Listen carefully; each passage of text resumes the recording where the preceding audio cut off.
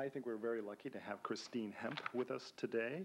Her writing has been heard on national public radio, and it's appeared in such publications as Harvard Magazine, the Boston Globe, and anthologies by Simon & Schuster. She was recently the first-place recipient of the Northwest Society of Professional Journalists Award for her commentary and poetry. So, people, will you please lend your ears to Christine Hemp? How do you do? Thank you for inviting me today. As a poet, I've had some very diverse reading experiences and teaching experiences, and today, for your poem, I chose one that I wrote to the group that I worked with recently in London, England. I worked with the Metropolitan Police Force, all white cops, and youth offenders, all black kids, teenagers, and for a week we wrote poetry as a kind of tool for crime prevention. Very wacky. It sounds very wacky. It was wacky, but by the end of the week, the kids said, I want to shake these cops' hands.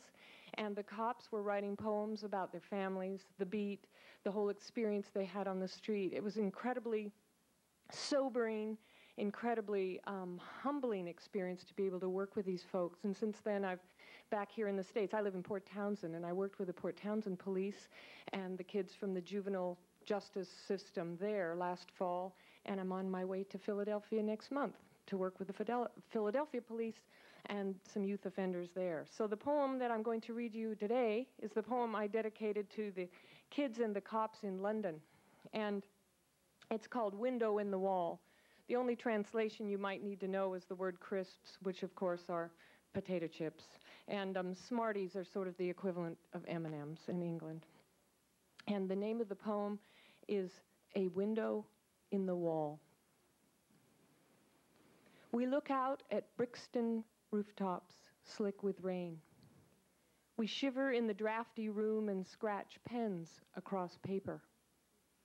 What is courage, if not forming words for what will meet us on the street, in the pub, the darkened doorway? Words carve shapes out of the smoky haze. Crisps and candies crunch, but our hands keep moving toward the wall between us. What we finally greet is not a lurking shadow, not the sound of a siren, nor a door slashed with blood, but a window. What kept us from seeing it before? The small frame peeling paint. It's open, letting in the air, letting in the light, the songs from either side.